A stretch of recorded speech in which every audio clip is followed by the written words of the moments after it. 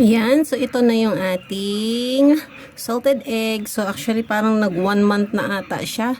Kasi nabisi yung loads nyo. Ayan, so hugasan na natin siya tapos pakukuluan natin. Pwede na? Yes. Kamatis. Kamatis is the key.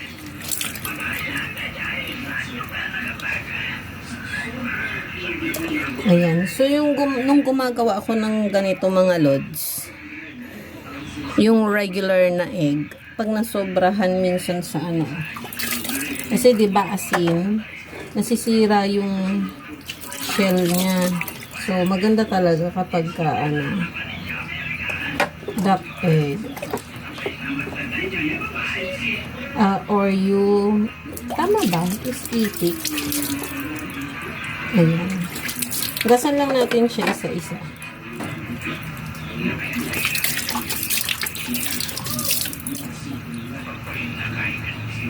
Gasan natin maigi.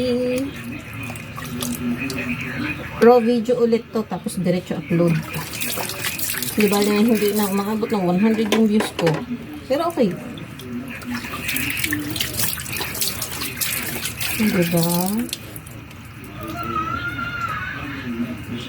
Ayan, tanggalin lang natin yung putik-putik mga pots. Tapos, lagyan natin siya ng tubig. Tapos, malinisan. Tapos, pakulaan natin ng mga 20 to 30 minutes. Bilang ito. 2, 4, 6, 8, 10. So, double check. Ayan, so, tapon ko na to.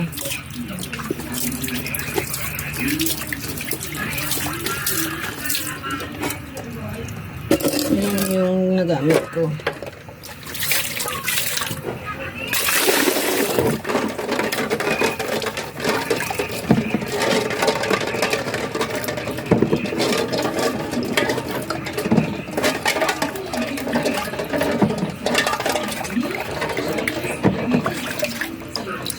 Siya yung pinakamaliit.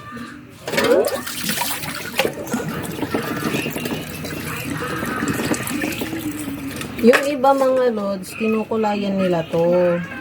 Pangbenta. Yun yung pangbenta, yung kinukulayan. Pero, sa akin, kasi pang bahay lang. Hindi ko na siya kukulayan. So, regular boil tayo ng egg. Wait. So, yun. Lagyan natin siya ng tubig.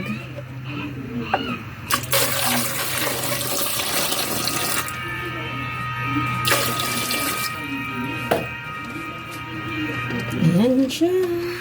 Ayan na siya mga lods. Wait lang po.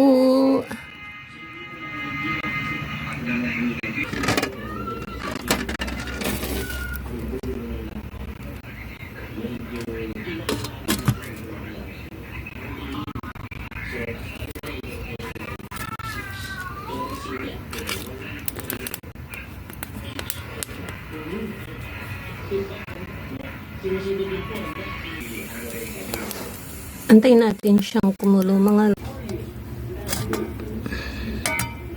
Ayan, ready na siya mga lods and kakabsat. Ayan, so bababara na lang natin siya ng malamig na tubig. Tapos palalamigin, pwede natin siyang ilagay sa ref or kahit saan. Pwede rin room temperature. Ayan, so kamatis na lang ang kulang, may ulam na. Ayan.